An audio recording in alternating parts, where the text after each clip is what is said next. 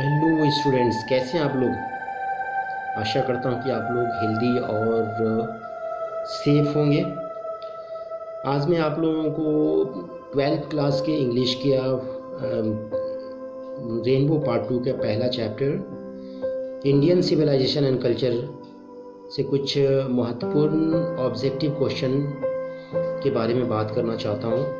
जैसा कि आप लोग जानते हैं कि ऑब्जेक्टिव क्वेश्चन 50% आ रहे हैं और ये बहुत ही महत्वपूर्ण भूमिका निभा रहे हैं अच्छा रिजल्ट लाने में। इसलिए अच्छा रिजल्ट आप चाहते हैं तो ऑब्जेक्टिव पे अच्छा से काम करना होगा।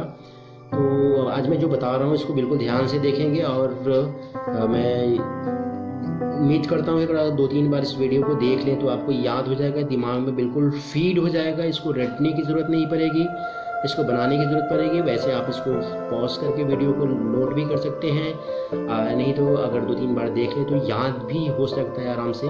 चलिए तो बिना देर किए हुए शुरू करते हैं। पहला जो क्वेश्चन है यहाँ पे बात करते हैं, the world famous Attic civilisation was in dash. विश्व की सबसे उच्च कोटि की सभ्यता थी कहाँ की, किस देश की सभ्यता सबसे उच्च कोटि की थी। यहाँ पे ग्रीस लिखा हुआ है, इटली लिखा हुआ है, स्पेन लिखा हुआ और पुर्तगाल। तो आपको मालूम है कि चैप्टर में लिखा हुआ है यूनान और रोम, और हिस्ट्री में भी आपने पढ़ी होगी कि यूनान और रोम दो देशों की सभ्यता सबसे उच्च कोटि की थी। तो यहाँ पे पहला सही जवाब होगा ग्रीस। ग्रीस मतलब हम लोग बोलते हैं यूनान। तो आइए इस क्वेश्चन को हम ग्रीन कलर में कर देते हैं ताकि आपको याद रहे कि हाँ ये सही जवाब है। तो ग्रीस सही जवाब होगा। दूसरा सवाल जो है, the values of dash are glittering even today. क्या चीज़ के मूल्य आज भी चमक रहे हैं, किन चीज़ों के मूल्य जो है आज भी चमक रहे हैं। तो Indian civilisation, Roman civilisation, Greek civilisation और चाइनीज सिविलाइजेशन। तो भारतीय सभ्यता के मूल्य आज भी चमक रहे हैं क्योंकि इसमें बदलाव नहीं हुए हैं और भारतीय सभ्यता आज भी बहुत ही बेहतरीन सभ्यता है गांधी जी के अनुसार, और ये बिल्कुल सही जवाब होगा इंडियन सिविलाइजेशन। इसको हमने ग्रीन कर दिया है, आप इसको समझ पा रहे हैं आराम से। तीसरा सवाल जो है, sacrifice is the soul aim of our dash. बलिदान या त्याग का लक्ष्य जो है किन लोगों का था। फार्मर्स किसानों का, फिलोसफर्स का, साइंटिस्ट का, ऋषिज का। तो आप जानते हैं कि हमारे ऋषि मुनि लोगों ने बहुत त्याग किया है, बलिदान दिया है। तो ये लोग हमारे देश में काफ़ी सम्मानित रहे हैं और ऋषि मुनि को हम लोग त्यागी मानते हैं, बहुत बलिदानी मानते हैं। इसलिए ऋषि से ही जवाब होगा। यहाँ पे मैंने इसको ग्रीन कर दिया है, आप लोग देख लेंगे या याद कर लेंगे आराम से। 4 नंबर जो है सवाल, dash is against blind imitation of western civilisation. कौन है जो कि पश्चिमी देश के अंधा नकल करने के खिलाफ है। गांधी जी, नेहरू, पटेल और अंबेडकर। तो चैप्टर के अकॉर्डिंग यहाँ पे गांधी जी बिल्कुल सही जवाब होगा क्योंकि गांधी जी ने मना किया कि आप पश्चिमी देश की सभ्यता का नकल ना करें। 5वां सवाल यहाँ पे है, डैश व्यूड लार्ज सिटीज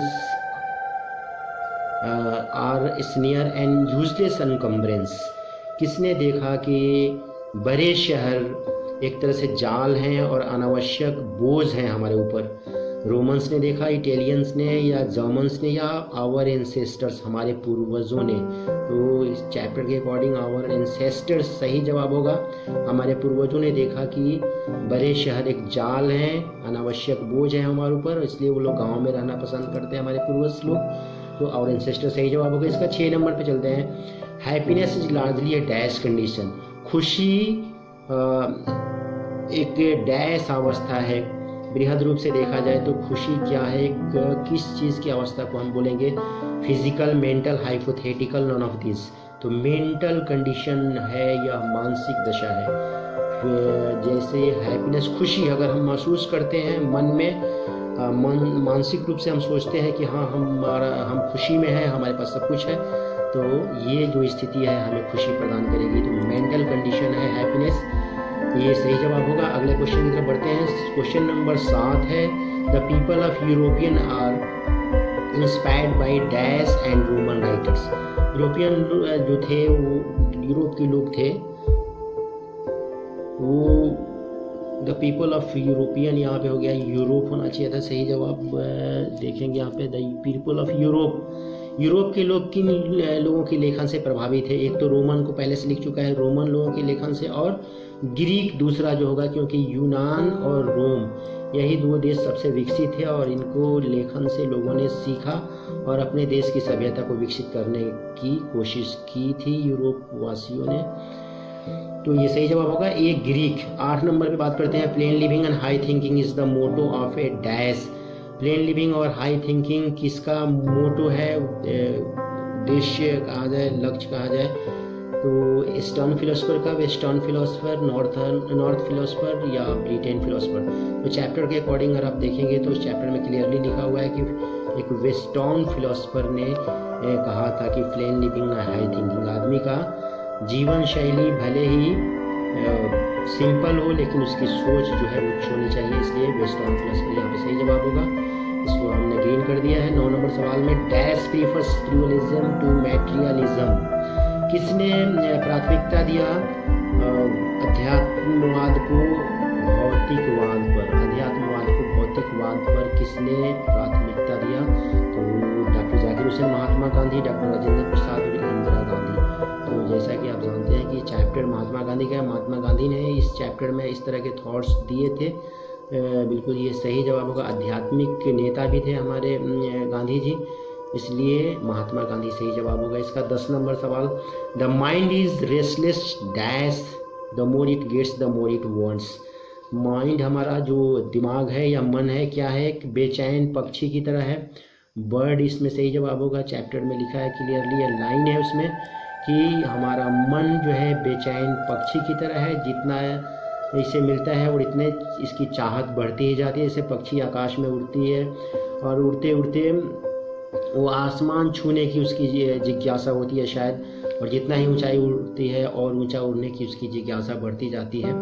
तो इसीलिए कंपेयर किया गया है मन को एक बेचैन पक्षी की तरह कि हमें जितना कुछ दुनिया में मिलता है हम और अधिक की तलाश में लगे रहते हैं। तो ये सही जवाब होगा यहाँ पे बर्ड, जिसको ग्रीन कर दिया हमने। आइए 11 नंबर क्वेश्चंस की तरफ बढ़ते हैं। 11 नंबर क्वेश्चन है, the people of Europe learn their lesson from the writing of man of dash. Europe के लोगों ने अपना पाठ जो है किन देश के लोगों से सीखा? लेखन से, किन देश के लोगों के लेखन से सीखा? तो ब्रिटेन के लोगों के, जर्मन के लोगों के, स्पेन, ग्रीस और रोम। यहाँ पे देखिए ग्रीस और रोम जो दो देश थे जो की सभ्यता सबसे उच्च कोटि की थी, तो यहाँ के लोगों के लेखन से यूरोप वासियों ने अपनी सभ्यता को विकसित करने के लिए उनसे पाठ सीखा और उन लोगों की नकल की है। तो सही जवाब होगा ग्रीस और रोम, बी नंबर। 11 नंबर के बाद अब चलते हैं हम लोग 12 नंबर, यहाँ पर मिस टाइपिंग हो गई है, इसको सही कर लेते हैं। और 12 नंबर को हम देखते हैं, my experiment with truth was written by dash. My experiments with truth जो किताब है ये किसके द्वारा लिखी गई है? तो आप जानते हैं कि महात्मा गांधी ने अपनी जीवनी लिखी थी जिसका नाम है माई एक्सपेरिमेंट विथ ट्रूथ। तो यहाँ पे सही जवाब होगा महात्मा गांधी, इसको हम ग्रीन कर देते हैं, बिल्कुल सही जवाब हो गया ये महात्मा गांधी। याद रखेंगे ये किताब वैसे इनकी जीवनी पर आधारित जीवनी इन्होंने लिखी है और उस किताब का नाम है माई एक्सपेरिमेंट्स विथ ट्रूथ। अगला सवाल है 13 number, dash were satisfied with small villages. कौन थे जो कि छोटे गांव में ही संतुष्ट थे?